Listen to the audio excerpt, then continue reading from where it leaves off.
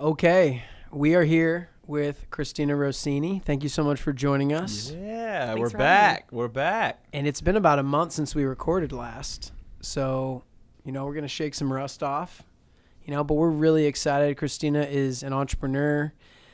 Christina's from Dallas originally and is really doing some awesome stuff that not only benefit us as coffee drinkers. Yes, sir. We benefit from the distribution channel, but internationally as well. So we're going to hear about that.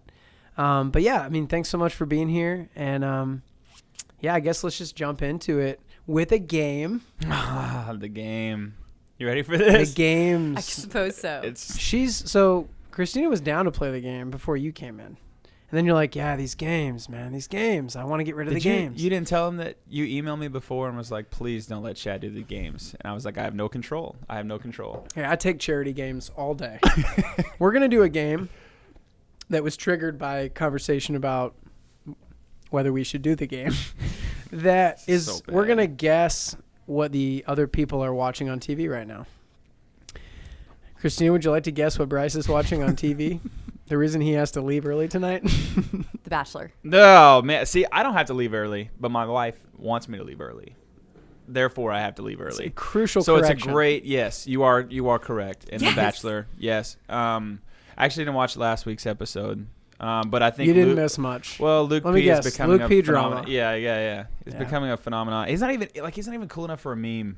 That's where it's really bad. He doesn't have swag. Yeah, That's the thing with Luke P. But Danny and I stopped watching. It's one of those things where your wife watches it, or your girlfriend at the time, or fiance, and you're like, this is so lame, this is so lame. And then over the years, you're like, you weirdly start liking little elements of it, right? Especially The Bachelorette, because the guys are just such nerds. And they start like getting all conniving, and they start planting seeds, and it's all dramatic. And it's like, this is going somewhere. But it's ultimately, they overplay the drama too much on that show. I agree. I agree. Well, we're gonna move on from that. What do you what do you think I am watching these days? If you guys could see Confession, Christina's face. Yeah, it's true. I hope you do see Christine. I'm not a big TV watcher, and I watched episode 1 of The Sopranos last night for the first time. Like the original Original on HBO. That's fair, because Are they we're black and watching white? Friends. My wife and I are it's a both great watching show, though. Friends for the first time ever. We're on episode number 3. Mm-hmm. Good show. Good show. Neither of y'all have seen any episodes of Friends. Like, when you're grown up, like I knew about Friends, but I didn't my engage with it. gosh. I was really young. And my mom was like, that show's trash. You're not going to watch that. Yeah, my mom Because it did was the about same like thing, New too. York, and they're talking about sex and all this kind of stuff. And I'm like 8, Apparently, it was Friends that put casual sex on the map. Really? That made it mainstream. I can Yes, see why my because they were Christian so parents lax were with like, it. this isn't good for you, But now, what's funny is now it's actually relatively conservative what they talk about. Like they talk about sex on dates, but it's not like as graphic as normal shows do now. It's kind of interesting to see that, It's weird. that duality or whatever. I do have to admit, one of my biggest disappointments in life to date is the fact that We're getting I in lived in early. New York for a little bit, and there's no Central Perk. Really? That's one of my biggest. Like I searched all over the place for that. That was the And- main coffee shop where they all gather. Yeah. She's like, yeah, I know. and She's like, yeah. it's not there. That's really upsetting. It's you a know, set you in got to build Hollywood. around real deals because I think it It's would a joke, foster like the yeah. loyalty, and then you can sell stuff there, right? I quit for like Great 2 weeks retail watching the show, channel. and then I got back on. But it. the Yeah, you're restaurant from Seinfeld is there. Correct. Ding. Yeah, but I love that show. I was never a that fan show, of Seinfeld. how do you I not was- laugh watching Seinfeld? I know. I don't know. There's Costanza Kramer's. is the best. So good. Yeah. Kramer's a nut job. Kramer's a pretty wacky character. Everybody's got a Kramer in their life, right? My parents would watch Seinfeld and oh my gosh, the other one with Kelsey Grammer. the Seattle show. Yes. You know what I'm talking. Frasier. Yeah, it's They would called Frasier. they would watch those shows man, all the yeah, time. So I yeah. grew up watching those. Yeah. I also was not allowed to watch Friends because it was a Okay. bit too adult Right. when it was in its heyday when I was younger. But yeah. I was going to guess that you watch Narcos. Narcos I is... think I saw an episode of that. It's really engaging show. You got to read a lot of Pretty good. subtitles, all subtitles actually. So it's a commitment. You know, you're You committed. don't know Spanish? But so was Crouching Tiger, Hidden Dragon, and I committed for 2.5 hours. I think a lot of people did. Anyway, we need to get in some stuff. I think the game. What do I get out of 10 on that? 3. I mean, we That's literally enough for talked me to about. move on. So We're gonna keep going. Here, how about a reverse game? What are you watching on TV? My wife and I are really into a show called This Is Us. I think a lot of people know about This Is Us on ABC, but it's edgy, but it's clean. It's about family. It's honestly a really good show. I really, really enjoy that show. And there's another show called Jack Ryan with the guy from The Office. Yeah. Great show. We're dying for that show to come back for season 2. It's like a Homeland type show. It's like a terrorism type deal. Yeah, we saw the first It's season so as well. good. It's so well done. Yeah. But we're always trying out new shows. There's also another one. We watch a lot of Netflix. There's also another one called All American, and it spotlights like what it's like to be a kid from like a rough area, but you're so talented that this kid moves to Beverly Hills and plays football, but it's all these dynamics, and there's gang violence and family drama and stuff. It's actually a really interesting show. It's based on my life. Really heartfelt. I bet show. that's really good. Based on Bryce Petty from, where are you from? Midlothian, Texas.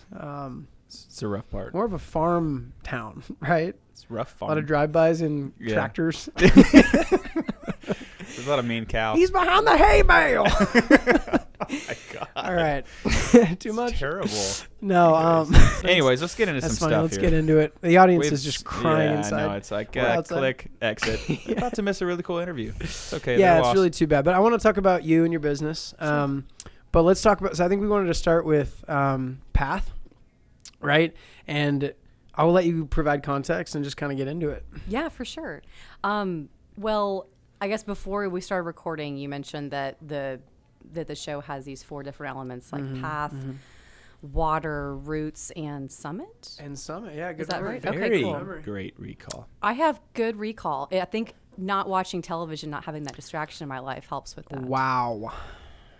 I feel like That's that was a We just personal got shot. roasted by a coffee Am I roaster. bleeding? There was a slight stab. Yeah, definitely. I don't feel great. Let's let her keep talking. So, let's start with Path. So, Path resonates with me, especially because one of the greatest gifts of my life was last summer when I had the opportunity to go hike this long path in Spain, in northern Spain.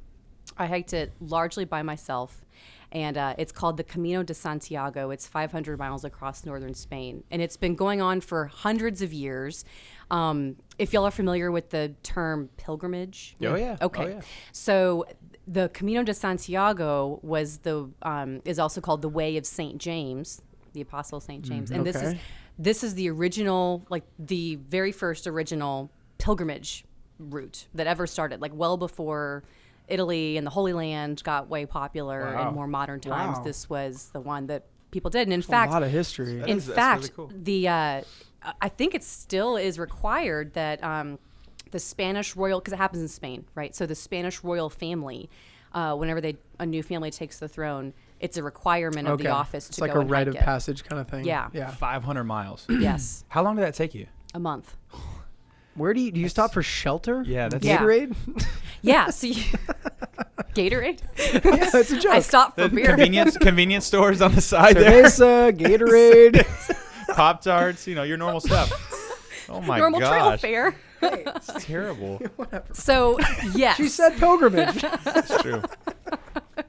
whatever food you can fit thinking in a little. More like I'm like, corn. wait, maybe Napkin on we a should stick. Google pilgrimage real quick. Okay, so 500 miles, some Yep. pit stops. Right? So yeah. So basically, here it is in a nutshell. You pack everything you need in a backpack.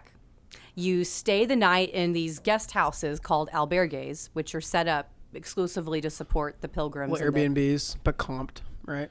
Yeah. Well, you pay, some of them are free actually. Oh, interesting. Some of them are donativo, like donation only. Oh, interesting. Some of them are public run, some of them are private, some are run by churches. Those are usually That's really cool. the donativo ones. Oh, because they can minister to people. Yeah. Yeah. Or they just, it's just a hospitality thing. Yeah, you know? yeah. I mean, the Catholic Church is prevalent there. So they're like, we'll just open it up. All are welcome. Pay what you'd like, and it's really nice. I It's love very that. nice. I love that. It's That's cool. highly spiritual. In fact, a note on, I'll get more of the semantics of the trail here in a minute, but spiritual. So the trail runs east to west in a largely flat line, like a fairly flat line. And allegedly it lies on top of the 42nd parallel, which is the 42nd degrees between the equator and the North Pole. And legend has it that the 42nd parallel is a highly spiritual thin place. And they call it a thin place because apparently it's where heaven and earth are closer together. So Wow, that's Interesting. really cool. like supernatural stuff happens on this trail. That is so. Was it beautiful? It was really, really nice. How many people were you with? So I mean, there's thousands of people at any point along the trail. Okay. And it's kind of, you start, there's just like any other like trail system. I mean, just almost like on a highway, like you can exit and enter like anywhere. Mm-hmm. Yeah, right? yeah. So, and there's a few, and like I just showed on the little whiteboard, like there's several different routes. There's like 10 different official routes that culminate in Santiago, the end point. And it culminates with this massive cathedral where like St. James's bones are interred in this tomb under the altar. Super cool. And then Yeah. you'd party when you're there. Yeah, in fact, yes, big I'm just big time assuming party. there's a big party. Yeah, well, you get a certificate. Oh, I should have brought this with me. So part of the deal with the Camino is it's this walk. It's all about like packing the essentials that you need for the journey, you know. And of course, there's so many life parallels. Yeah, with this, exactly. Right. I mean, the Camino is a physical way, a physical walk trail, but everything that happens in the Camino happens in real life too. It's just such a allegory for life, which is, and there's all kinds of beauty with that. Good, But it's good. But some hallmarks of the Camino. Okay, so, and there's all kinds of like long-term hiking trails all across Europe.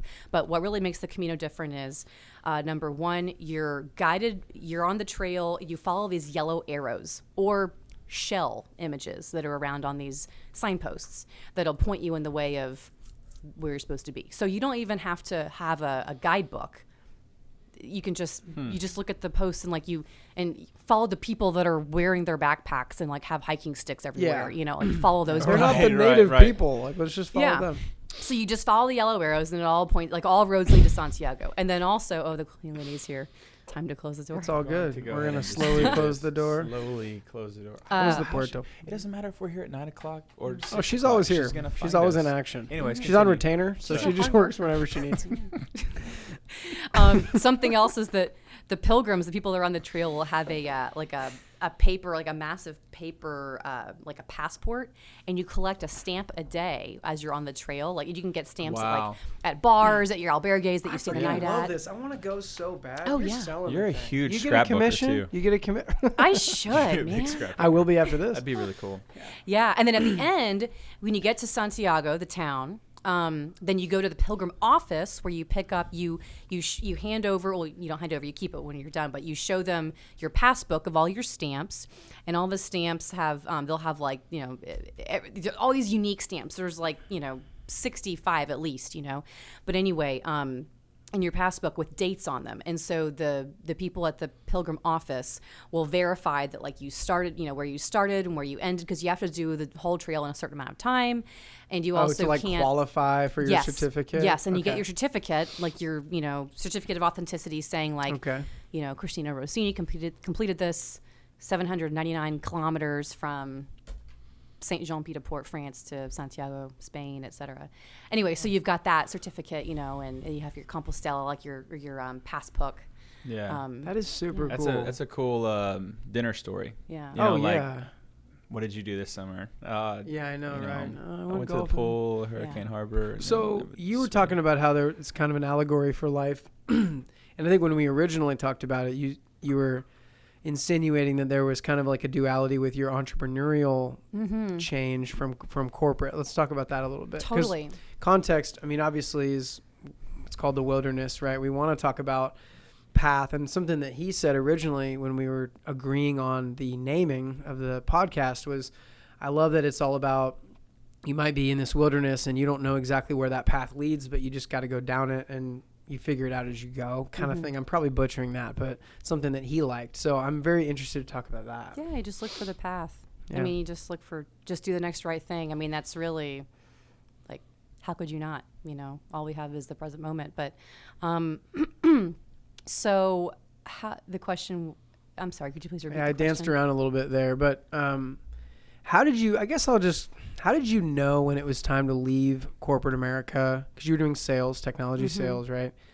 And get into what you're doing now. How did you when you finally knew? It's a loaded question. Like, that's a question that I can answer, but like when I think about answering, I think of all the years of like introspection, journaling, prayer, meditation, discernment that like goes into answering that. Did you know you wanted to do something like this? Maybe not coffee, but Here, I'll answer your question. So I was really happy in my 10-year corporate telecom sales career here in Dallas, you know. Good market for telecom. Yeah, really liked it. I mean, Texas is ranked number 1 in the country for number 1 for business. I mean, it's great for business, right? Great for entrepreneurship, great to, you know, great place to live, great place to make money, raise a family, et cetera. But anyway, I've always been a good corporate worker, you know, good independent worker, and also a good team worker. Liked the structure of having a job, you know, and having goals set for me that I could meet, hop over, et cetera. And I don't come from a family of entrepreneurs. You know, I come from a big, strong family of really hard workers. Great grandpa Rossini came over from Italy, you know, started an Italian restaurant in Minnesota. And he was entrepreneurial. That's pretty cool. You know, that's exactly right. He was entrepreneurial, but he kind of had to be like, because it was a survival and plus times were different back then, you know? Yeah. But they started a restaurant. Did he cook? I don't know. Was he a business guy? He was the business guy. Okay. I don't think he cooked. Maybe eventually. But anyway. So your family's from Minnesota. Yeah, that's where they originally immigrated to. No, yeah. I know. Okay. Minnesota is where in Italy? Actually, this is a great family story. Draw another map. Naples. Yeah. So my great grandfather Dante Rossini. Great name. It's such a strong name. That's a Sopranos name right there. For sure. Dante Rossini. So he's from in the north in Florence. Just gonna do it. Thanks. Hey, get on board. So bad. I want you to get on It's board. a really good fake Italian accent there. So bad. Anyways, like continue. The opera house guy. God. So his older brother or his uncle or someone takes him to America when he's like 14, and he's over in America just for a few years, like working, and then he goes back like 4 years later after he leaves to go visit family back in Italy. And so he's like 18 or something years old when he goes back for the first time to visit. And while he's there visiting family, like the girl on the street that he grew up was like, they were chatting at this like water fountain in their hometown. AKA flirting. Totally. Yep. Totally. And she's like, Dante, what's America like? And he goes, well, marry me and I'll show you. Oh, will man. I will take Hook, you. line, and sink. Totally. She's like, no, yes. that's so understand. mysterious. So mysterious. So many questions. I know. So off they go. So he Off they scoops her go. up. Really? He gets his woman and That's off a they Disney go to America. movie right there, Yeah. you know? Fantastic. There's a lot of So- movies since then that would suggest otherwise that not were to based do that. on that moment. Yeah, it's called Taken. Anyways, I'm saying it worked out. And the But corruption of that story is called Taken. Only because Liam Neeson was there. it's true. I know Very true. Very Liam true. was there. So you said, other than that, not a lot of entrepreneurs in your family. Strong corporate people. Were Yeah, you corporate saying? people. Like my grandpa was so Dante's son, my grandpa, worked for IBM for 40 something years. Wow. And he was, I think he may still hold like the company record for sales. Texas Wow. Instruments was his Wow. personal client. Oh my gosh. In fact, he and the family were settled in St. Paul, Minnesota, and it was in the 70s when all his kids were born and like in school that IBM was like, yo, we need someone to handle the TI contract down in Dallas. I was going to say, I bet you that's why you came here. Yeah, so he moved for Great TI. and- calculators. Yeah. Totally. Yeah. Yeah. So The this was in the 84 day. helped me a lot. Yeah. You know? You could cheat with the 84. Dude. You could have the programs in the back. I never understood how people Not did encouraging that. that. I It was wasn't wrong. Yeah, I I was regret never it. good at it. No. One of the TI You just get calculators someone else to do it for is you. banned from the SAT because it does lots of graphing and things. Yep. Got me through college. Yeah. So What was your name? T.I.? Okay, and then do you see things in your family that, like, I look at my mom and my dad. My mom's very entrepreneurial, always a really good salesperson, just has that ability, right? My dad's like a CPA, MBA, more of like a very logical, data-oriented thinker, and I have a little bit of both of that. Do you see that, how you got your entrepreneurial edge from your parents or a collection of their characteristics? Yeah, I think so. Well, I feel as though I've got creativity. I've got artists on both sides of the family, my mom and my dad. Interesting. So, and really, there's just a lot of bust-ass hard workers in my family. Yeah, you seem to work really hard. Yeah, for sure. But you seem to also be very organized. Like, I feel like you're one of the more organized people I know. You're very thoughtful. Like, you kind of already know what's coming, and you have a really good response for it. Thank very you. Very thoughtful. Just a little feedback there. Are you an only child? No, I have some theories on birth order. We're not going to get into it. I'm a firstborn. Does that match any theories you have? It really does. It actually really does. Again, we don't have time. We just don't. But the younger siblings are usually outpace the older ones. Like they usually have a higher IQ. They usually perform better in school. My sister, no way, shape, or form, has a higher IQ than me. I will put that on record. The fact that you think that my mom may actually suggest that it's true. I think the ignorance gene is higher in the oldest. No, that's funny. I love asking those kind of questions of entrepreneurs because I want to understand like what makes people tick and what drives them and all that kind of stuff. But how did you come across this concept? How did that happen? So, in telecom sales, right? How did this coffee thing happen? So, 2 years ago, my husband Mark and I went to go visit one of my college friends that we've been friends for 15 years, a guy named Steven Pitts. So we're visiting Steven, and Steven is educated guy. I think at the time we visited him, he was in the midst of 2 master's degrees. I know he was in the midst of getting 2 master's degrees. And he was also in the midst of fixing to go to Chiapas, Mexico, which is way down south Mexico, very rural. It's the poorest state of Mexico. It borders Guatemala, right?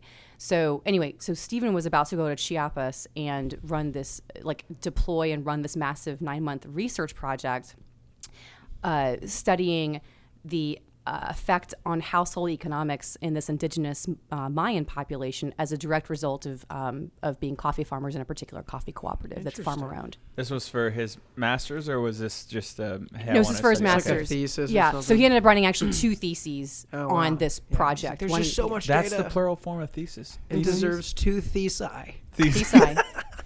A group of theses. That's really impressive. So we're visiting him. I'm sorry. Stupid. I'm sorry. I gotta keep it light, because when the people in the room are a lot smarter than me, ergo every time I'm in here, I gotta keep it light. Humble brag. I hate it. Anyways, so will you explain the name of it, or I guess the origination of his theses again? Because I got us off topic. I'm sorry. So he was getting totes. I like coloring. I need pictures. He was getting one in economics and one in social ethics. Oh, perfect. So he's evaluating. Sense, okay, so he's looking at. Did you say the socioeconomic impacts of being coffee miners? I was about to say this. How about I just tell the story? I was about to say this ought to be fun. All will be made clear. Cool. Yeah, but I was almost there. Let me try again. Just keep whipping. Gosh. Anyways, he was studying household economics as a result of being farmers who are in this particular cooperative versus farmers who are not in this particular farmer-owned cooperative. Is he saying they're not treated properly and things of that nature? No, he wanted to see, like, for instance, one of his questions was like he studied a whole bunch of different data points. So, for instance, he wanted to learn, like, okay, if so and so in this, if this commerce center is where the cooperative is, where farmers are like showing up on foot to go like sell their bags of raw green coffee beans. Green coffee is the term used in the industry for like before it's roasted. It's called green coffee. Okay. So like how and farmers that are in this cooperative, they get paid a certain amount. It's actually consistent. The general term would be fair trade, but that's kind of so erroneous these days. Like, who the hell knows what fair trade really means? Right. Who really knows what direct trade means? I mean, there's all kinds of questions in those words. But anyway, so farmers that are in this cooperative get paid fairly and consistently, typically like higher than standard by like 20%. Anyway, so he was like, okay, so like, if a farmer like is in this co-op, but like they live 6 hours away as opposed to like 2 hours away, like what's their propensity of continuing to be in the co-op if they have to make that journey? Or like, okay, if you're in the co-op, like what's your propensity of like accepting free healthcare from Mexican Social Services? Oh, for your just family? analyzing the whole situation. Yeah, like Oh, how many interesting. children do you have if you're in the co-op versus outside the co-op? Like how many of your children can you afford to send to university away? You know, things like that. Do you own your land or do you rent it? Do you have a deed to your land? So it seems he was like kind he of didn't have finding all kinds of he stuff. didn't actually have like a thesis that's like, I'm going to prove this and then gather all the data to support that thesis. He was really just, it seems like he was like data mining, right? Okay, interesting. I thought it was always about I'm going to prove this. But that's interesting. So hit on it quickly and then we're going to get into it in the second segment. Totally. How did that segue into your business? So while we're visiting him, my husband and Mark and I, Steven's telling Mark all about his upcoming trip to Chiapas, Mexico for this research project. Okay, yeah. And Mark he's super into Narcos, super into Che Guevara. Okay, cool. Guevara. Always into Subcomandante Marcos, the Zapatista uprising movement of Mexico back in the day. Revolutionaries. He's all about that. Wow. So Mark is like, I've always wanted to go to Chiapas. And Steven says, well, you and Christina should just come visit me. I'm going to be there for 6 weeks. Just come for a week or something. Southwest direct down to Chiapas, Mexico. No, you're in a car a lot, right? It's a mule. Yeah. Yeah. So in typical fashion, Mark says, hell yeah, we're there. That's right. And then That's super cool. So and then he's you like, oh, plan I a visit, think and then the rest we're going to get into. But that's really So interesting. many questions already. So many preguntas. We will get into that. Claro, Casey. All right.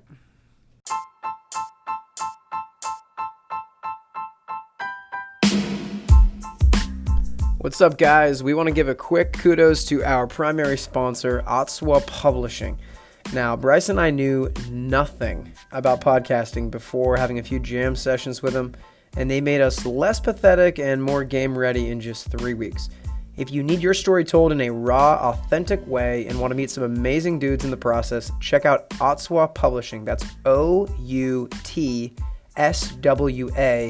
Publishing. However, best way to see what they're all about is on their new YouTube channel. It's called Christianity Uncensored. Yep, you heard it right. All right, perfect. So we're back for segment 2. Excited about it. Got refills. Got some AC in here, which is a big deal for you listeners that don't know we're sweating. It's a problem. Yeah, it's true. But all right, let's get back to it. So we hit on the roots a little bit.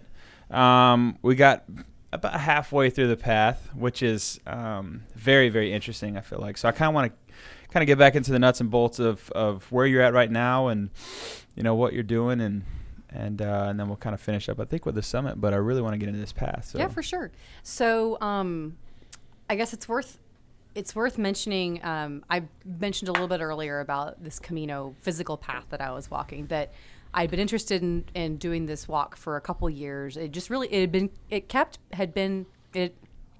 You got it. It's okay. Y'all know what I'm trying to say. It's okay. Yes, ma'am. You're going to It get kept calling me. There you go. For a while, and so I knew at some point I needed to yield to it and go do this walk. So I went and did it, and Sorry, yeah. I don't mean to interrupt. So when you say it kept calling to you. I knew you were gonna So there was a previous interaction, maybe, or what, kind of talk about that a little bit. My one of my cousins, one of my younger female cousins, her and one of her girlfriends hiked the whole Camino like a couple years before I ended up doing it, and so I followed her journey, and like she had a Facebook group that she would keep us all updated and share photos and things, and Cool. So I was so stoked, like living vicariously through her journey, right? And there was a lot of like physical pain, you know, a lot of like hurting and soreness, you know, feet, legs, but also like lots of mountaintop moments, right? I mean, lots of great exuberant And you're seeing times. all this. You're getting like a front row seat to her journey. Yeah. But Oh, even wow. before she had done this, I had read a couple books written by people who had hiked the same path. And also I had watched a movie, and I was like, this is really interesting. I'm like, It just keep coming up. Yeah, it kept finding me for a couple years. So in total, like I read 2 books written with the authors that had done this walk. I watched a movie with Martin Sheen and Emilio Estevez, which y'all would totally dig. It's called The Way. Okay. And it came out maybe 10 years ago. And it's about a guy that walks the Camino. It's so good. It's filmed on the path. It's it's so I think that could be it's the so check this out. impactful. Dude, this is Yeah, really cool. that's the check it out. That's the check this out. The movie called The Way. Okay. And there have been tons of books written about this thing. I mean, shoot, it's been can't going on believe for I like haven't heard of 1,200 I've years. never heard about. Yeah, I've heard Yeah. of it. Yeah, El Camino. But The Camino. So the seeds have been planted, and you're like, Yeah. I gotta go. But then you had all these excuses, right? Well, it was more of like I knew that I felt like it was, it kind of kept touching me, and I was like, I feel like I should do this. And then one time I was my husband and I and a couple of our friends were out at dinner, and me and the wife were chatting. We're all avid travelers, and the wife was like, I've always wanted to do the Camino de Santiago in Spain. And I was like, me too. And she's a school teacher, and she was like, well, and her husband always take these epic, crazy trips every summer. In the right? summer, yeah. And she's like, well, why don't we just like do it next summer? Like Kyle and I will go. And I was like, well, shit, I'll go. And so we really just like shook on it. I mean, we were like, done. Had you just met her that night? crazy. Oh, no. We've been friends for a okay. while. I was gonna say, wow, We were friends. early We weren't- commitment gal. No. I We got were it. we're friends. Okay, but got we it. weren't like great friends. I mean, like Yeah. we were more of like, like our husbands are It's better almost friends. like you both needed that, and Yeah. then it would like there's an accountability there, and like let's go. So But here's what's crazy? I mean, you're talking about a 500-mile trek. Like that's not like a Don't hey, just let's wing go it. hike. Yeah. Yeah, that I mean, Yeah. There's a commitment level Yeah. that's like way up So, here. so all four, like my friend Jordan and her husband Kyle and me and Mark are all extreme people. That's okay. Yeah.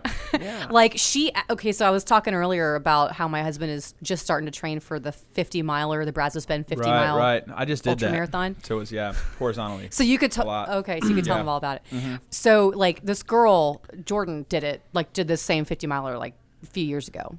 And so Mark was like, hey, I want to do the same trail, the one that Jordan did a few years ago. So like I'm bouncing around. Interesting. but- You're like those kind of friends. Right. Yeah. I love those kind of people though. Well, They'll yeah. follow up with a text like the next day, like, hey, I actually want to do that. I love that. Yeah. I mean, truly, this was like, we were like, okay, like, Yeah. we'll go let's hike do it. the freaking Yeah. Camino together in 9 Super months. cool. You're Super on. And we cool. just, no one ever, but as I was saying earlier, like, my husband and I have a tendency of like, we'll plan trips together, but then I'm the one that actually goes and gets on the plane. I know what Yeah. you mean. Because yeah. Mark works extremely harder than me. Yeah, I gotcha, yeah. He runs electrical He's like, contracting sorry, business. can't do it. Yeah, I know. Yeah. It's very taxing. But anyway, so all that to say is that I ended up going without Mark, unfortunately. But again, like he was kind of like, this sounds cool, but he's like, he's a high maintenance travel. I love you, baby. But he's a high maintenance traveler. And he's like, I want to stay in hotels.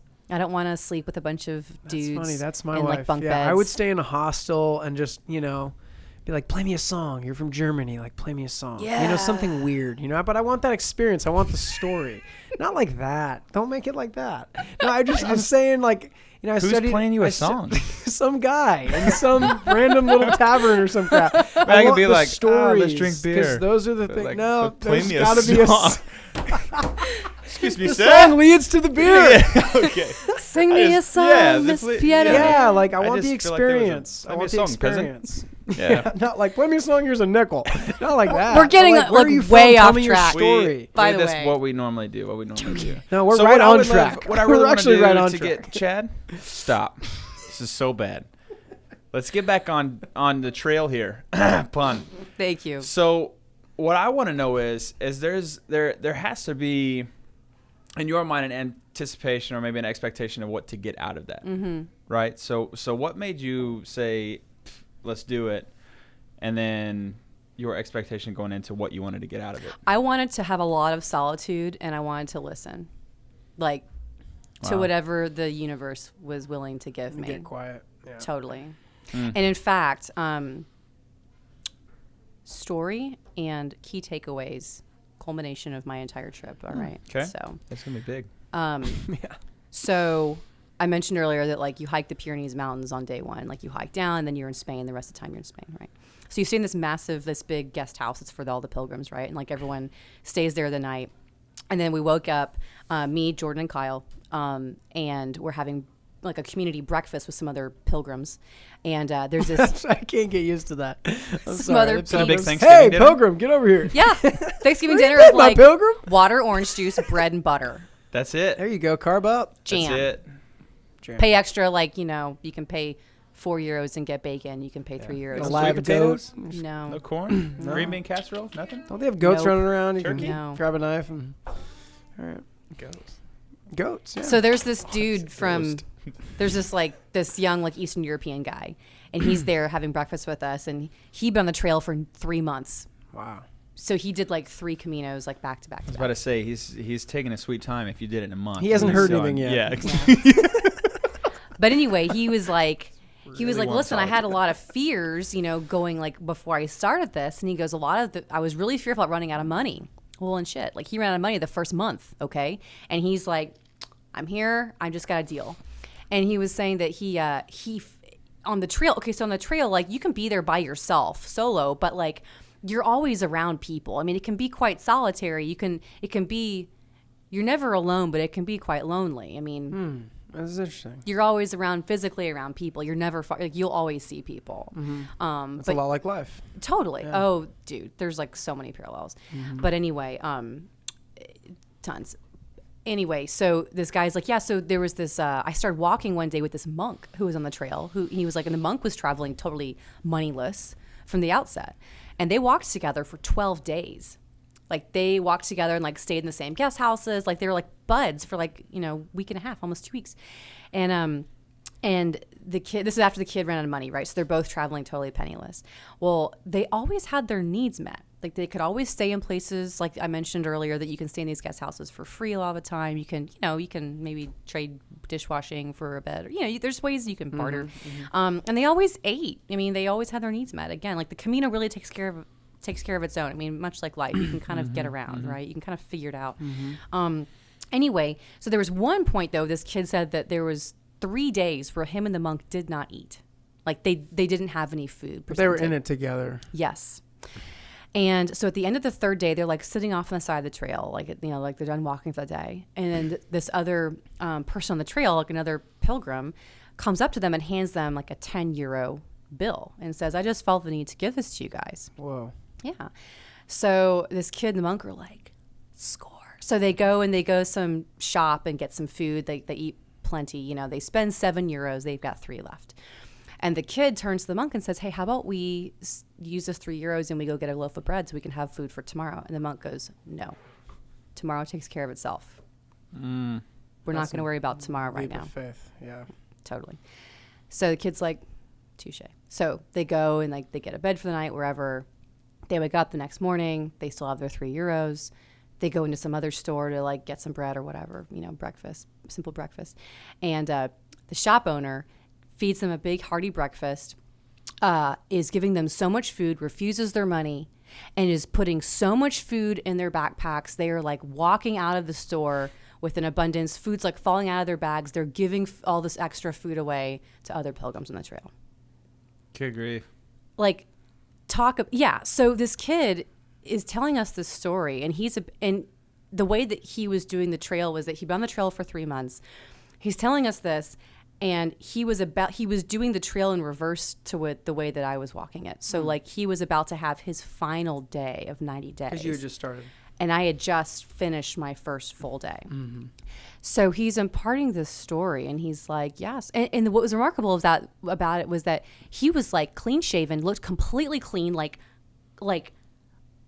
clean clothes, clean shoes, squeaky clean white trainer shoes. I'm like, how have you been a bum for 3 months without money and you still look impeccable? I mean, truly. Anyway, so he shares this story, and that really stuck with me. And I felt so much love for this guy, just really touched me, And I'm like, God, this is beautiful. This is what this trail's all about. This is, and this is life, This was the first really poignant anecdote of a fellow pilgrim that, one of many, on the trail. And the 3, his story stuck with me. And I told this story multiple times to other people I met in the trail. It was just so worth it, just so rich. But the 3 lessons that I then learned, at the beginning of the trail, because when I showed up on this path, I was like, God, I am here. I'm ready to receive. Why am I here? Right. I've answered a call. Why am I here? And at first I thought maybe it was a gratitude trip. And I was cool with that. But then I started, as I kind of like eased into the trail, I was like, this is not just a gratitude trail. This is like something else. And I, in short, I got over a very long held fear about motherhood, actually, that I had been harboring, that I didn't realize I was harboring. I didn't realize that I was scared of losing my independence, sense of adventure, identity if I was to have children. I've felt that feeling before. Yeah, we had kids before we expected. I've been through that. Well, and what's so you recognized it was a bit. How did you recognize that on this trip? Oh man, well a series of connected events. Yeah. By the way, I sometimes try to explain and like encapsulate what I felt when God taught me something, and I can't. And I just butcher it trying. It's just so a bunch feel of graces. free to be like, just a lot of stuff. It's just a bunch of graces, really. I mean, it's conversations, it's people, it's a look, it's a, it's an act of service, it's a feeling, it's, it's tingling, it's, light and darkness. Yeah. It's all coins. But anyway, so like I didn't realize that I was afraid of that, And the irony is that my husband and I have been trying for children for like nearly 8 years now. We've been married for 8 years in September, and we've never had children. And I have a wonderful stepson from his previous marriage who, in fact, is getting married this weekend. Cool. Awesome. Wow. I mean, so many blessings in life. Yeah. So many blessings with this family. Yeah. But no children of our own together, and that's okay. And like and I feel as though, if nothing else, like the Camino for me was 2 parts. Number one, I was able to put a name to that fear, that hesitation.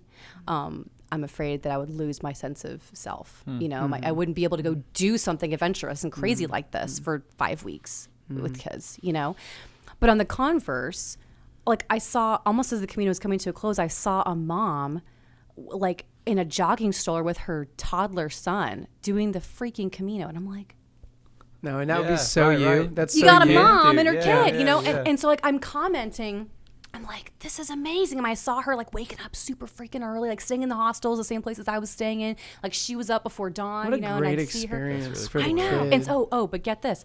So and she has like the little like Spanish flag like on a massive antenna like on the that's jogging cute. stroller. It's really cute. Yeah, and Yeah. like really like, scrappy. I love it. Super adventurous, right? And I'm commenting one day, like one of my Camino sisters, like this girl, like we met on the trail and we were like kind of the same little pace group, walking around. And I was like,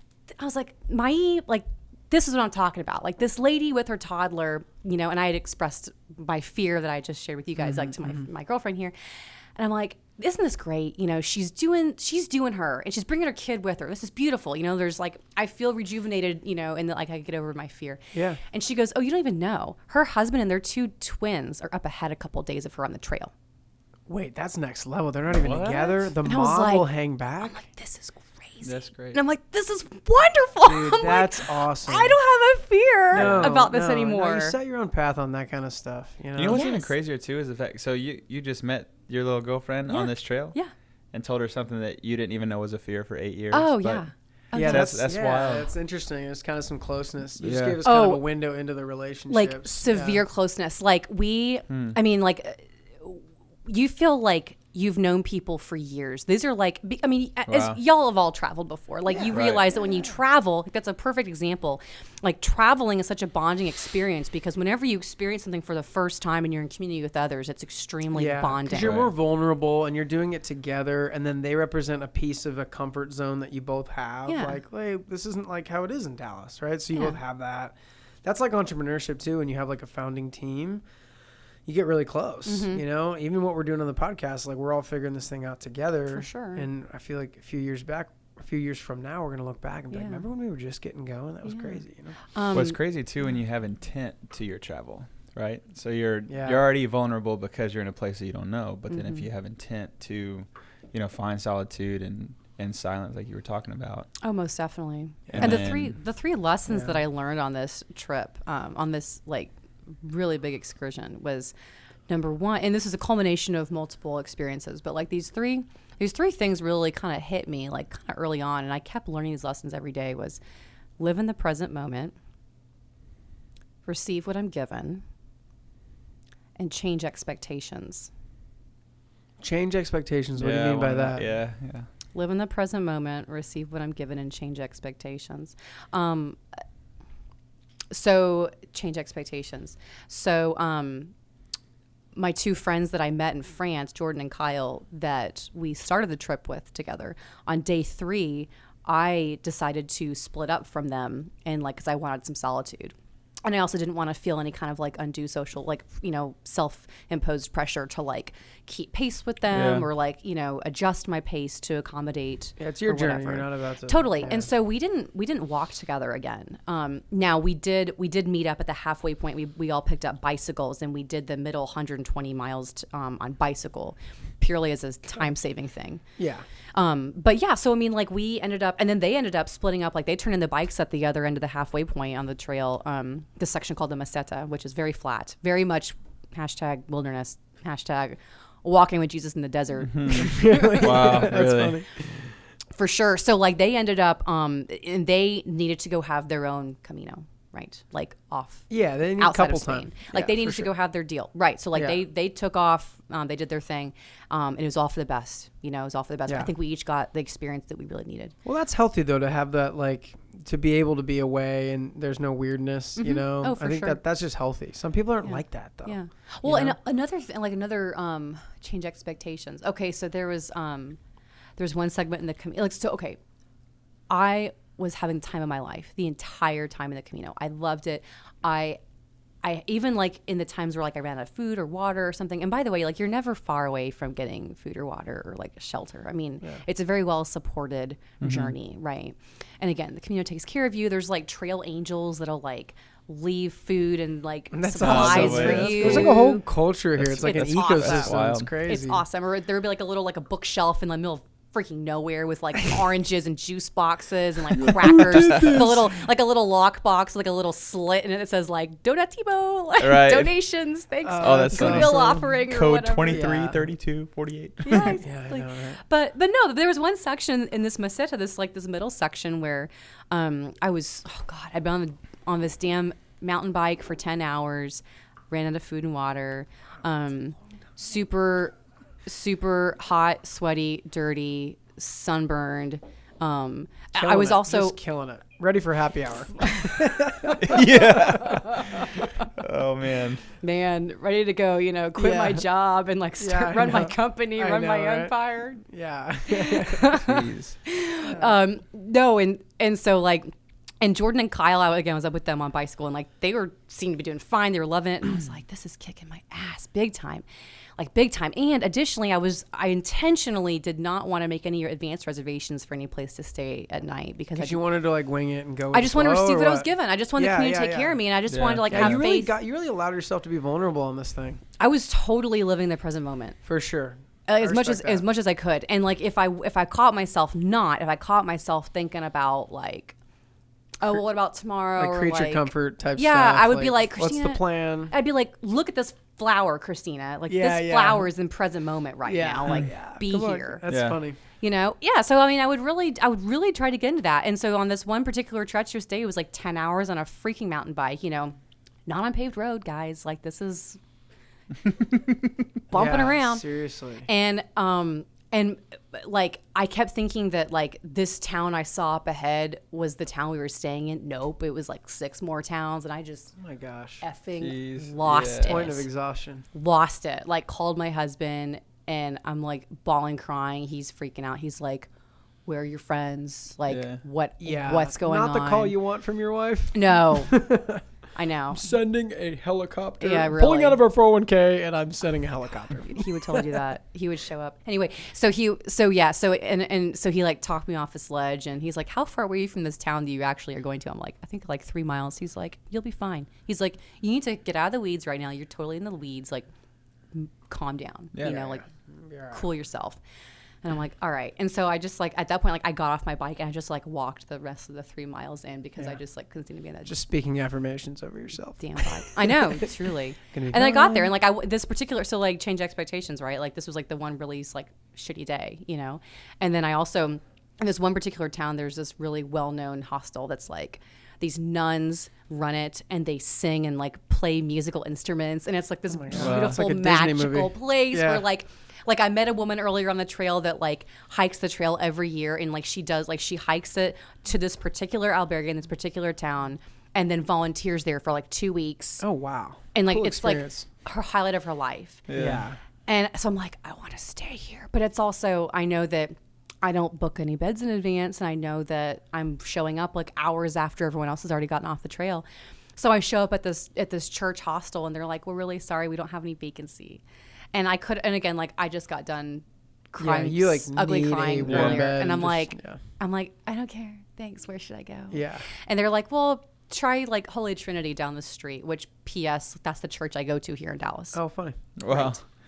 Talk about it. So I go to Holy Trinity. Of course, they got plenty of beds. It was Yeah. wonderful. You know, I met some friends there. It was really, really nice. So like, again, that's what I meant by like change expectations. And that's kind of your experience there rather than like the experience. Totally. There, you know, like you'll always remember Holy Trinity. Yeah. And like, I mean, everyone has like breakdown moments, but, Yeah.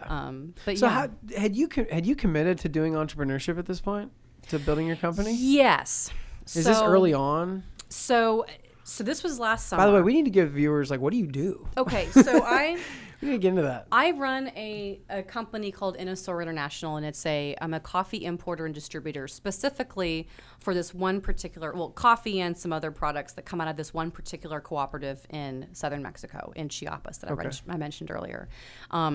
So I am, so basically I'm a very, very close partner with this cooperative, and I created the company purely to be their bridge between the co-op and new relationships in the United States. And so the Capeltique is the coffee beans that you sell, right? That's the coffee brand. And it's B2B.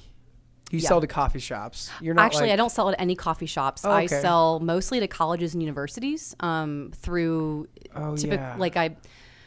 it's really almost wholesale. I mean, I do. It's I wholesale. operate an online store, but it's such a small amount of our sales. yeah, I mean, yeah. I really just do that to kind of like have a digital legit Yeah, business yeah, card. no, but I hear you. Right. I hear you. but no, it's mostly to universities and colleges. But also we currently have one retail partner, and that is Epcot at Disney World. Wow. No You kidding. have Not a bad Epcot? one. Not a bad first retail partner. Yeah. That's I mean, freaking that's great. Yeah, something impressive. tells me you'll have others. That's great. Man, that's a good intro. Yeah. Wherever you got that from. So I'll share the kind of the short how did I build this. So Yeah, please. So Mark and I. So no, wait, hold on. I go to Chiapas, Mexico, and visit on the invitation of my buddy, my college friend Steven. Right, this was 2 summers ago, and while we're there, I learn all about this coffee cooperative. It's like owned by these indigenous like smallholder farmers that are coffee farmers, and they are part of this cooperative that pays them a fair, consistent price. That's called the precio justo, the fair price, the just price. And basically, the co-op does 3 things for them. Number 1, it pays them this fair, consistent, direct price. Number 2, the co-op does something highly unique that no other cooperative I've met in Latin America or anywhere for that matter does, which is they roast their own beans at the origin. Why do they do that? It's highly disruptive because by roasting at the origin, they're able to maintain all the value of the coffee, which is the finished Quality. product. Yeah. So, for instance, where the farmers get paid $2.15 a pound for a pound of green coffee, that same pound of coffee roasted in a bag sells in America for $15. Oh my god. So all the product is so, but the traditional model in the coffee industry, and if you Google, like lots of people have been writing about the coffee crisis these days because right now we're at a 14-year low for coffee commodities price. More demand than supply. Yeah. It's the low. No, that would mean it's high, but no, it's just it's the cheapest it's been. Like raw green coffee as a raw material is the cheapest it's been in 14 years, which that's means actually the opposite. Yeah. which means that which is interesting because we're also coming out of a coffee rust, which is a fungus that's been attacking coffee crops all throughout Central America. Plural is fungi, Bryce. Fungi, yes, the coffee rust. Plural is fungi on the fungus.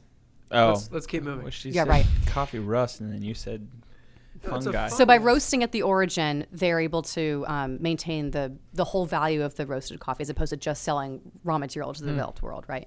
So that's the second thing. The third thing is that they also, the co-op called Capeltique is the brand name of the coffee, the roasted coffee. The co-op owns and operates 5 Capeltique coffee shops all throughout Mexico, which tell the story and perpetuate it. Yeah, it's great And then all the profits of the penetration, coffee shops are then reinvested back into the cooperative. yep. So the farmers are able to draw like really low interest rate Self-sustaining microloans type deal. from there. Oh, Right. there you go. Yeah, exactly. And so it's this huge So it's this totally sustainable, new way of highly disruptive new way of doing coffee that really changes. It doesn't just change the sail in the boat; it changes the wind that changes the sail. Wow. That's what Wow. you said, yeah. And So does Did you Innisfil think of have- that? Sorry. Oh no. So No, so the it's my coffee question. cooperative has been operating like this for years. Okay. 20 years. Their first coffee shop opened like 8 years ago, but the cooperative has been around for 20 years, paying farmers consistently. And my friend Steven is running this massive research project, like studying this co-op. Like, how has this been so successful and You how have all the data sustainable right is there. it? Yeah. That's awesome. Right. And not only that, but there's like 400 farmers in this cooperative, right? Wow. And so he's studying like, why would one be in the co-op, even if you live Versus super far away? alternatives or locations. Oh, All okay, kinds of okay, stuff. okay. So I learn all of this when I'm down there for a week visiting him. Again, on his invitation. The He's whole like, come point check of, it out. Those master's degrees and those theses is like what to do with that knowledge. Right. It's the same thing as like commercializing IP at the college level. Mm-hmm. Right? Like let's put this intellectual property into businesses. Right? Well, and also not only that, but so part of the model is that these Capital Tea coffee shops, these 5 coffee shops, are all on university campuses in Mexico. 2 in Mexico City, 1 in Guadalajara, 1 in Puebla, and then the test kitchen is at the roasting facility in Chiapas in the mountains. So by having these coffee shops on college campuses where innovation begins and where Innovation sustainability begins. is Yeah, paramount, yeah. you're bringing application into the classroom, and you're humanizing and putting real world context and a thumbprint on a case study. Absolutely. Yeah. And so- let's do a case study on Wow. that Yeah. coffee Yeah, shop right, right, right, there. right. What are they tied Wow. Right. to? You know they sell those beans in America? I Yeah, think that's just exactly. North America. Yeah, it's yeah, very for sure. interesting. Yeah. So anyway, so I learned all this there, and here's the deal. So here's how I got involved with it. The co-op asks me and Steven while we're down there. They're like, "Hey, we are super well established in Mexico. We want to build bridges in the U.S. We want you two to help us." So we were like, Christina, we need your sales ability, and Steven, we need your contacts because he's very well connected in the kind of circles that this coffee co-op wanted to exist in. So Steven is a Jesuit priest. Oh.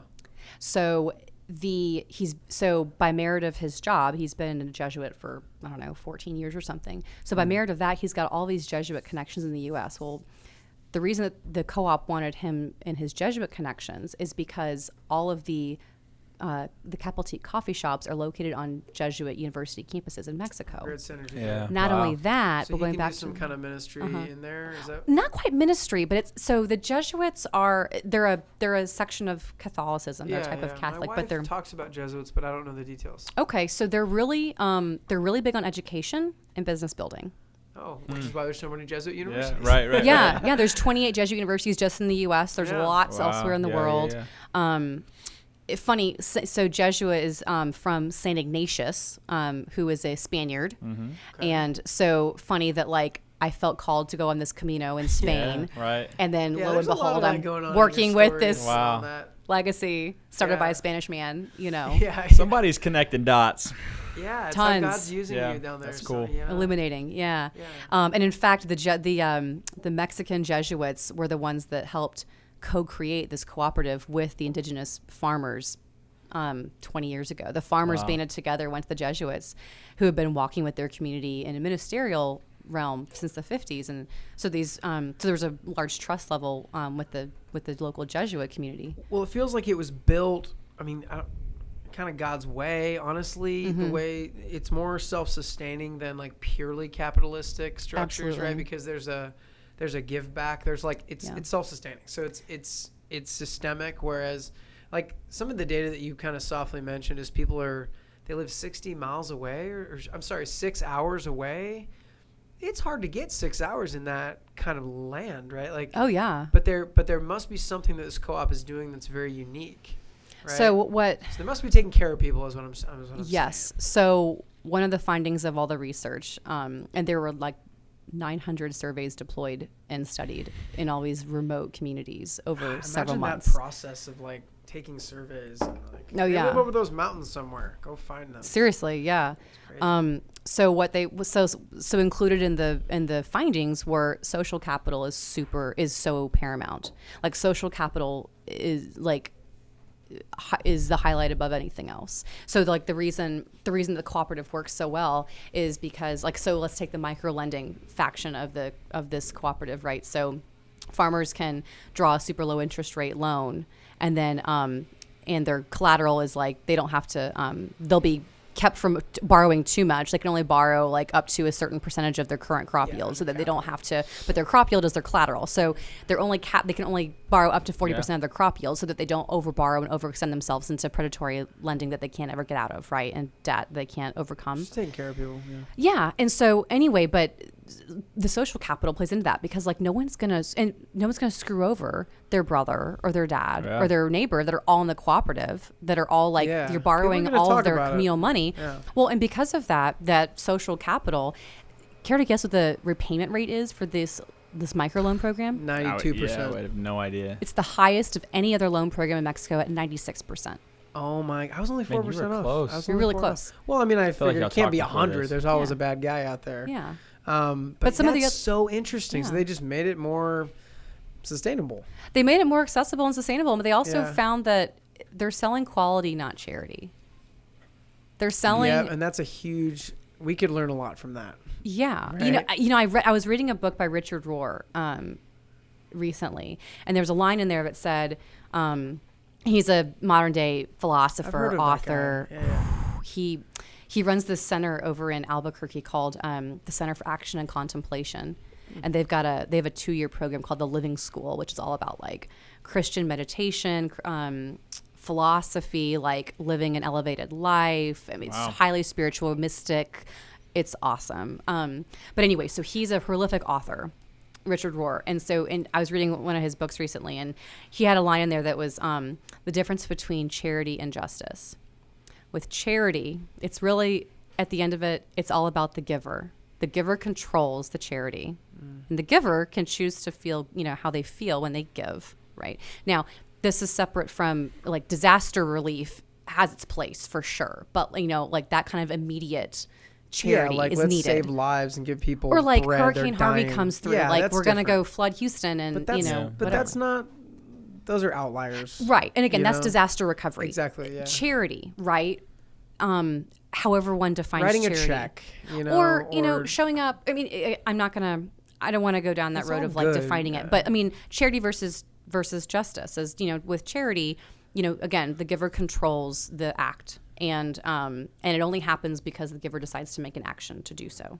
Okay, versus justice, like true social justice is where you're helping perhaps co-create something, like walking with a population to help co-create a process that's sustainable, where the disadvantaged population or group can create their own agency. Yeah. Exactly. They're empowered, and they can sustain that change for themselves. They have to accept that for it to work. Like, they have to submit to the rules of that system and work hard, and then they are due their reward from that system. So you're almost letting them into, you're almost affording them a fair opportunity rather than giving them what you believe makes it fair. Absolutely. Right? Yes. Because that's not sustainable.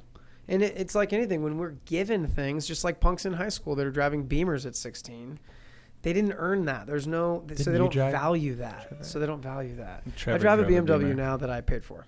Yeah, it's different. I partially earned it. Shut up. You know what I mean? I think we're on the same page, but yes. That's what I love talking. Would you call that conscious capitalism, or is that something different? Yeah, well, conscious capitalism by definition is business being a force for good and elevating humanity through business. Wow. Yeah, so it definitely falls in that category. Yeah, totally. So, I mean, I operate my business. So I created an LLC purely just to be a business, like the physical thing to buy coffee in bulk and build bridges, specifically in the Jesuit community here in the U.S. I've got clients at Jesuit universities from San Francisco to Manhattan, and other non-Jesuit universities. But like I started with them, and they're most prolific partners. Who's your biggest university you work with? University of San Francisco. Oh, okay. They're a Jesuit in San Fran? Know that. Oh, tons. Santa Clara University. They're working their asses off in San Fran, man. Yeah. Anyway, we talked about the trip, the path. We talked about your path. is there anything else you want to share about what you learned on that trip and how it segued into being a business leader, right? Yeah. So I learned on the trip that I really do my best thinking in quiet and when there's a lack of clutter. Well, the still small voice can't get through Yes. a lot of our stuff in our daily lives. Yeah, I mean, God hard whispers, to do. and it's whispers, and it's a lot easier to hear a whisper when it's quiet than when it's chaos. Exactly So you're saying right. that we should put away phones, TV, radio thoughts, and get quiet? I think that 10 minutes to start the day it's tough. just not, they asked Mother Teresa, she would pray like for 4 hours a day. Yeah. And they asked her, what are you talking to God about all the time? And she'd be like, well, I don't talk much. I just listen. Mm-hmm. That really hit me because I'm a talker. So I'd be like, hey, God, this is what I want. This is what I need. This is me processing externally, but sometimes it's asking a question and just having the patience to listen. Absolutely. You know? That's why I love to meditate every morning in my backyard where it's nature. Like Yeah. I feel that I have a conversation with nature every morning for an hour and I really just don't talk. I just listen. Yeah, and it gives you How many times do we as people, not even entrepreneurs, but just people in general, feel like we're creating ideas when we're thinking constantly?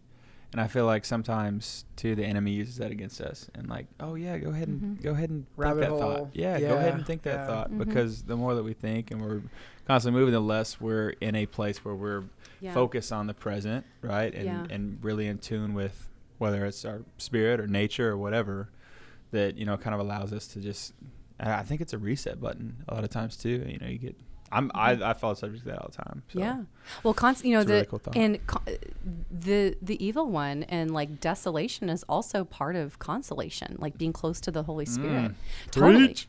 For sure. I mean, like consolations are from the Spirit, feelings of calmness, feelings of extreme clarity. We focus our gaze on the Lord. Yeah. I mean, that's consolation. But desolation, its converse, is part of the journey. I mean, and just because I think there's it's good to be attuned to and recognize when we're feeling desolation as well as consolation. But I don't think I don't think that every desolation comes from the evil one. I mean, really, when it comes to discernment of spirits, there's 3 different spirits discerning between or among, right? There's God's spirit, there's our human spirit, and then there's the evil spirit. And they all have the part to play in concert with each other. Yeah. And desolation is part of the journey of discernment. But what's important to note is that, whenever possible, we should not make big decisions when we're in a period of desolation. Absolutely. Can you say that one more time? We should never make big decisions when we're in a period of desolation. So what do we do during desolation? We receive that, recognize it, feel it, and really, I mean, certain school of thought of Ignatian spirituality, right? Subscribe, Jesuits are in this whole Ignatian spirituality deal. And it was an Ignatian spiritual retreat that I was just on last week. So this is fresh on my mind. But Ignatian spirituality says that if you're in a period of desolation, just wait. Like, don't make decisions. Wait, ask the Lord, help me to recognize and yield to your will, and help me to understand. Yes. Help me to understand when I, show me, keep the light path, or the path lit, Right. And help me to be a beacon for light to others, So there's all kinds of different ways to discern. Yeah, that's so good. The That is patience, really because good. entrepreneurship can, there's all this, like, the culture of entrepreneurship is like grind, like make decisions, be efficient. But what I've actually learned is when I'm trying to be so efficient and grind and be like that fearless leader, I can make some emotional decisions, some money-oriented decisions, some ego-oriented decisions, like. Because you allow the control back on yourself. You feel like you have control over. Yeah, and then it's funny I do because that all the even time. so, not even periods of desolation, but periods of triumph. Even there's like this weird spirit that comes where it's like about you again, even though you prayed for that result or you prayed for a different result, but you realize that this one's actually better. But there's some sort of breakthrough. And you're almost mad it happened because you see yourself getting back to this egocentric, I did that mentality. You know how to make that go away? How? Gratitude. Gratitude. Yeah, no, exactly. Gratitude book. This isn't me. Give gratitude. Thank you for this. Thank you, Lord. Thank you for Yeah, everything thank you've you given for me. this. Thank you for blessings that you have not yet bestowed on me. I'll Yeah. take everything, good and bad. Thank you And for then everything. even the humility to be like, despite this failure and that failure and being a knucklehead in that situation, you still found a path, gave me a path. You're such a good God, you know? Gratitude removes the Grace. pride. Yeah. I actually And heard then in something a... you sorry. Go ahead. Go. No, go You know, ahead. something else that you said about that Eastern European kid's journey about how they had to give up certain things along the way to receive a bigger harvest, I'll call it. I've seen that play out a lot. You know, like we had an engagement recently where the guy was sitting there waiting to pay me for something specific. And for whatever reason, I felt like God was telling me to give it away. You know, and I think it was through like a Proverbs or something. It was something like something along the lines of like send things to other lands because you'll never know when you'll have a dry season and they'll come back or whatever. And I'm like, okay, it's one of those things where you just know what he's talking about, you know? And I just literally gave the work to a trusted friend in Atlanta. And he was like, why are you doing this? Do you want like a commission or something? I'm like, no, man, it's going to come around. And he's a believer, so I was like, that's super cool. I get to bless his family a little bit with that. When I'm like, we're not killing it financially. Like, I could use that money, right? But it felt obedient. And I'm seeing just 2 weeks later, not only the like emotional fruits of that and the mental fruits of that, spiritual fruits or whatever, just feeling like at peace. But I'm already seeing opportunities for way more earnings, even in that situation. Well, and what you did was, I mean, that was a form of tithing. Yeah. Tithing doesn't just have to be putting cash in the collection basket. You know, it's your like first and your best. paying it forward to That's whoever is, you know, it would be hopefully be a good steward of the resources. Yeah, no. So I want to go on that trip. I do too. We just need to do the spit shake right now on air. I'm kidding. Everybody holds us accountable. I don't have We're any getting spit. emails. Yeah. We're a blood brother. Oh, you want to take it seriously? Yeah. Sangre. Okay, Christina. So we've now hit on water, roots, path, and let's get into your summit. Like, what is your legacy? What are you looking to accomplish? Well, I firmly believe that it hasn't happened yet, first of all. And truly, I just want to be an obedient daughter of the Lord. I just want to be a beacon of light and love, and I just want to do the next right thing. You know, I know that you know, I've received so much goodness, and that I'm truly extremely grateful for, and I know that it'll keep going, and I know that there's going to be sadness, you know, and I know that there will be darkness and desolations ahead, but I know that from that, I mean, I know that all this to say is that like it's all preparation for the summit, you know. And it's funny, when I started doing this coffee thing a couple of years ago and got really into it a year ago, I got back from the Camino and I quit my job my first business day back at the office. I used all my year's PTO on this one epic 5-week trip, and then I turned in my computer and peaced out and started doing InnoSoar full time from there, you know, with mega support from my husband. You know, sidebar, it's worth mentioning that like entrepreneurship's not always as sexy as it looks.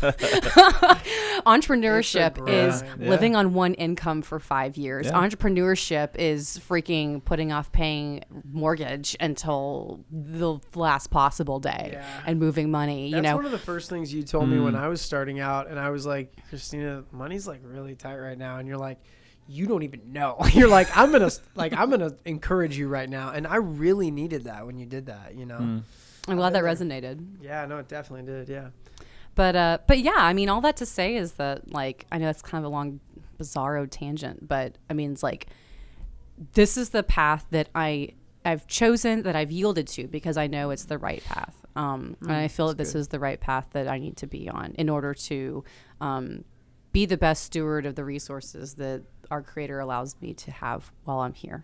So I'm just going to keep going. And it's funny, when I started, you know, when I went full force with my company a year ago, like full time, and didn't have the cushion of corporate anymore, I thought, I was thinking, I got to begin with the end in mind, you know, and I want the end to be I want to be the country's foremost importer and distributor of socially conscious products this country's ever seen. Wow.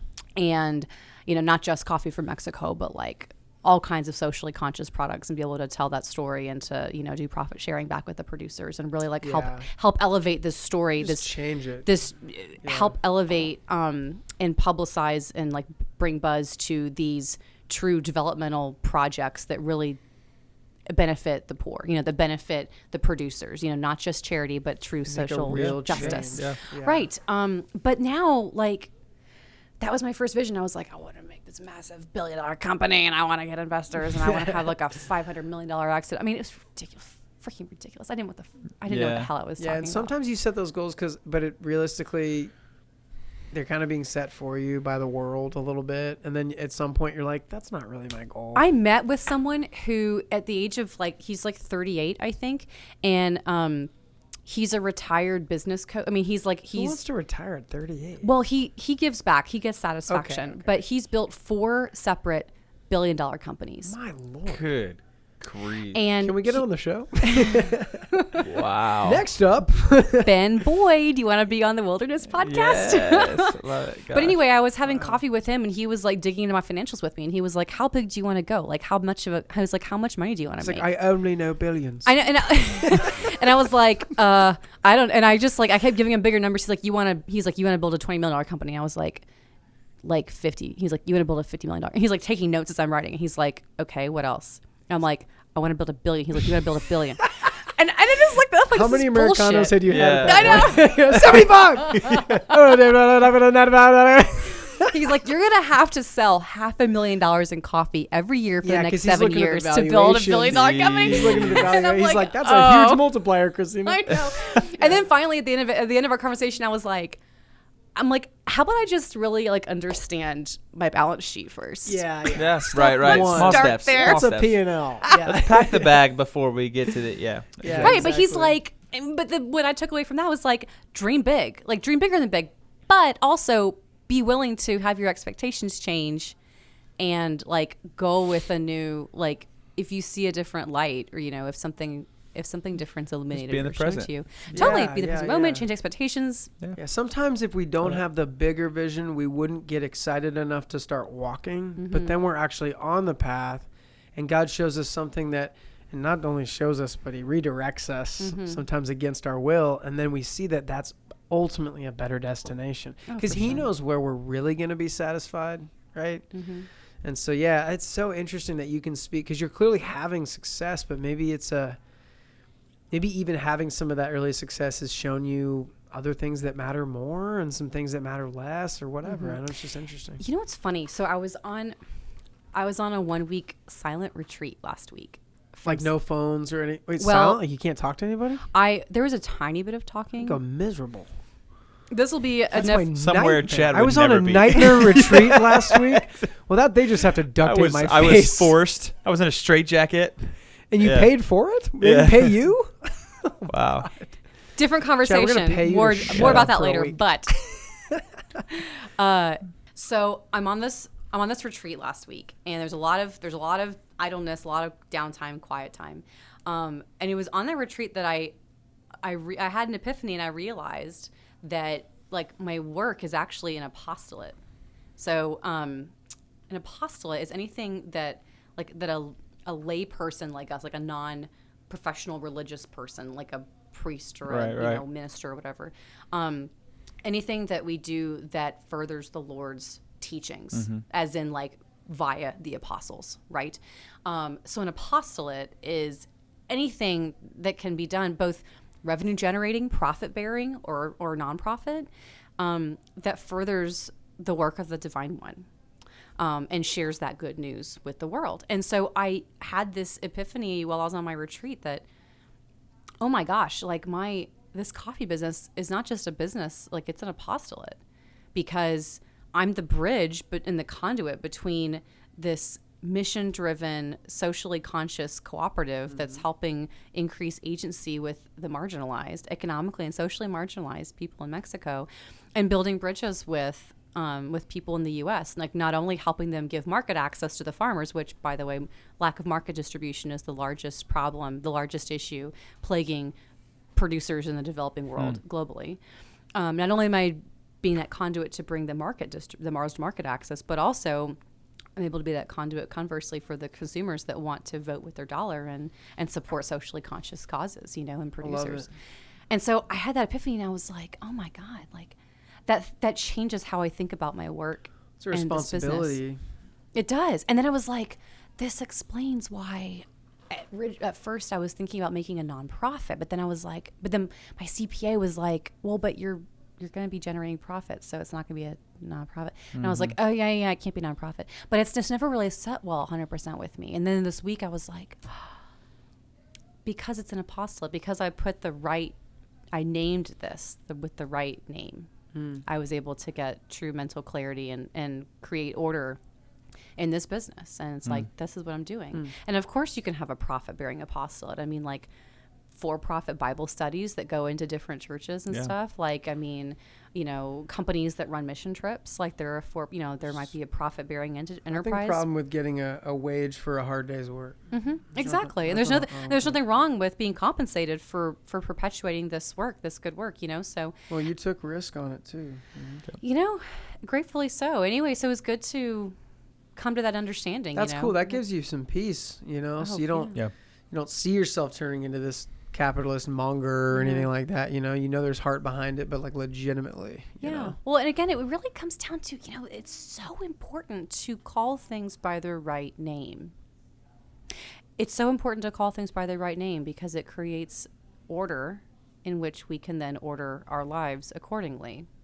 By calling something. What do you mean by that with your business? Because you just said that a minute ago, and you were like, I gave it a name that fits what we do or something like that, and I was intrigued. I don't know what you mean. So initially I was thinking about making this nonprofit, as like a way to, be the conduit between bringing these products up from Mexico and selling social them. Venture. A social enterprise. A social enterprise, yeah. And a social enterprise by design is really like a hybrid between a nonprofit and a for-profit. Like L3Cs are social. Right. People, purpose, profit. Yeah. But I was like, no, but I want to make a profit. And I truly, I inherently believe that there's a really big difference in the way that one runs a business. Yes. If you're running a profit-bearing entity versus a nonprofit. Yes. I think that you make decisions differently. I think that you take it seriously. Yep. I think that you take it different levels of seriousness, I should say. And so on and so forth. I just feel like there's a different level of, perhaps a different level of commitment. When there's more stakeholders, right? And stakeholders are not shareholders. Stakeholders are people that have skin in the game. However that looks. In the situation with my deal, the stakeholders are the farmers in Chiapas that are able to have more income because they're now in the U.S. market, and the first quarter of 2019 sales matched 2018 sales combined for U.S. sales. I mean, that's substantial. That's awesome. So like the farmers benefit big time. The people that are not the farmers, that are the employees of the larger cooperative, of which there's 60 employees throughout Mexico that run the whole cooperative, they benefit. Like they're able to, they've got sales to generate their work. Yeah. I benefit. The people in the U.S. that are buying this coffee and whose values are aligning with the values in Mexico of social enterprise and workers' rights, they benefit. Huge, man. That's huge. And ultimately, oh my God, I can't believe I didn't mention this till now. This whole coffee cooperative project, what's found is that it addresses, because it's a sustainable endeavor that pays the farmers consistently and the same price over and over, and it gives them the market access and that perpetuates the whole cycle. What they found is that it addresses the root causes of migration, because farmers now have the option, economic disparity, not to have to migrate to find better paying work. Yep. The traditional coffee market is that farmers are migrant workers. So they'll farm coffee for 3 months during harvest once a year, and then they'll go off and either work in tourism in the Yucatan Peninsula. There's other businesses out there, right? Yeah, and there's other farming businesses. Yeah, exactly. There's migratory farming, That is so interesting. But with this model, because they're paid consistently and fairly, this is for God's sake, this is the good side of capitalism. Yeah, it's this good is capitalism. the classical sense is the of way it was supposed to be. libertarianism. Yeah, This yeah. is business being a force for good. And Yeah. by the way, Bill Gates has said this multiple times, along with lots of his other comrades. Comrades with a C, not a K. That free market capitalism is the greatest force for social good this universe has ever known. Yeah, and he runs the Bill and Melinda Gates Foundation, which is a nonprofit. Yeah. So Actually, he knows. Melinda runs that Sorry, foundation, okay, by that's the his way. wife's project. Got it.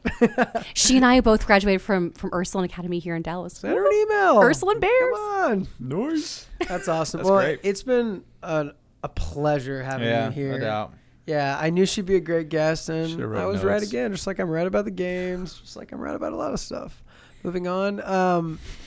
Awesome having you. Thank you so much for just honestly being so open with us and bearing your soul and some cool stuff. Thank you doubt, guys no so doubt. much. Thanks This for has been a traveling with joy. us. Totally. Thanks, Yeah, guys. so many This was fun awesome. So, what do you want to leave our guests with? Maybe a book you're reading that you're fired up about, maybe a quote, maybe something encouragement for young entrepreneurs. Yeah. I've said it so many times here, but just do the next right thing. Just create silence. Can I say two things? Okay. Yeah, go for it. Number You're our one, guest. just Just handed you the mic. Yeah. we can hear our conscience speaking to us and guiding us when it's quiet. So just declutter mentally, physically, like create order in your life so you can actually listen and know what to do. The second thing I want to share is that there's an awesome book called The Art of Living. And it's the classical manual for living a life of virtue, fulfillment, and effectiveness. Your recall is Yeah, it's ridiculous. impressive. There's another book Impressive. called Total Recall, thank written you. by Christina Rossini tonight. This And was but read The awesome. Art of Living by Epictetus. The Art of Living by who? Epictetus. His name is Epic. First, it's like Beyonce. Oh, Epictetus. okay. It's like a brand name. Got it. It's one name. Prince. Oh, that is awesome. Love it. Okay, cool. Love it. Thank you so much. It's like Chad. Yeah. Cool. We're just going to go out on that note. All right. Love Have it. a good night, guys. See ya. Thank you.